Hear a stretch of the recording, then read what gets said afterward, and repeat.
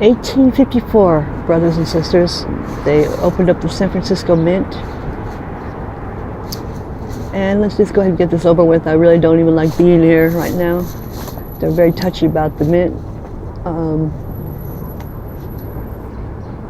Used to be back in the day that I took pictures of the sunrise and the sunset every day. And boy, I just came near. They will not allow any visitors into this building. Don't even ask. And they need all the space that they have for all their equipment and personnel. Nobody goes in there ever. Don't ask. Now, nor do they tolerate you to even touch so much as one finger onto even so much as their fence around this property. I was just taking a picture of the sunrise, brothers and sisters, and I happened to just step up onto their concrete a little bit to get a better picture of the sun coming up, and oh, brothers and sisters, they were outside. They were on me so quickly. I've never seen such a thing. And this is an absolutely ancient building, ancient structure.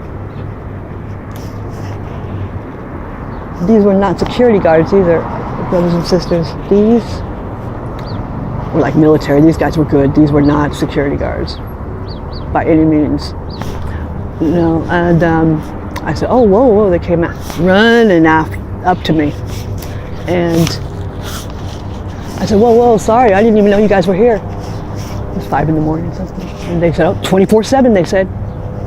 And I certainly backed up away from the building, which is what they advised me that I needed to do as well. And yeah, so they're very touchy about their mint, and just give you a little bit of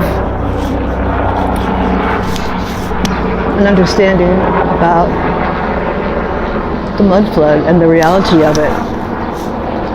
They had to dig this place out of 9 feet of mud, brothers and sisters.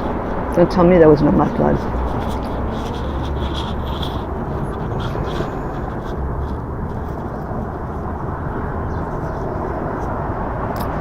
Isn't that nice? They took away the reservoir and left us a parking lot as a legacy. Can't wait to tell my kids about that.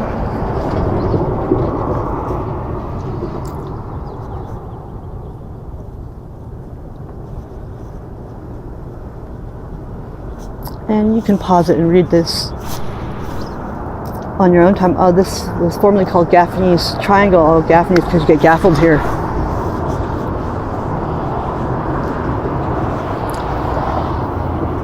And this is where we are here. This is where we were this morning at the Potrero power plant. And I will go ahead and tell you just a little bit more of what I've learned about the 1906 fire and earthquake. Brothers and sisters, that was the worst earthquake in the state of California up until that time.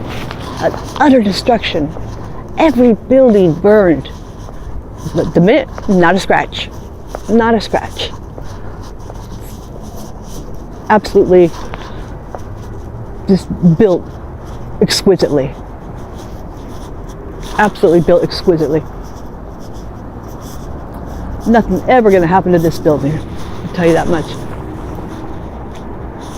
Now, brothers and sisters, what happened was I was just in shock, really, when I read this, that when the fires broke out, guess what? No problem. Firemen boogie downtown, and they hook up their fire hoses to the hydrants, and they point their hoses to the fire, and guess what, brothers and sisters?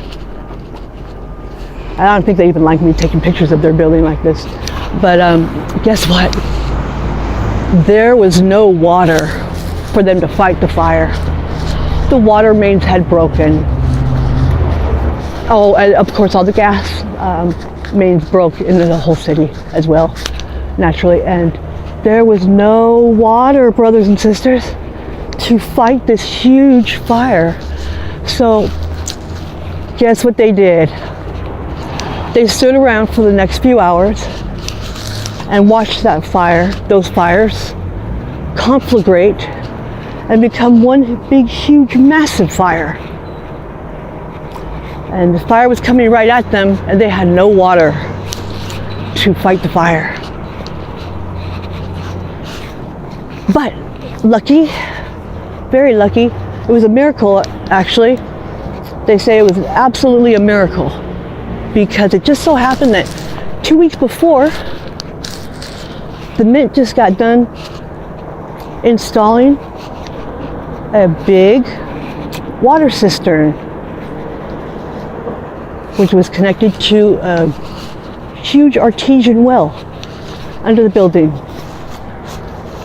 And so they were able to, the way I read it, 50 Mint workers busted a move, and they said, you know what, we're going to try and save this building, because they were going to have to try to save it.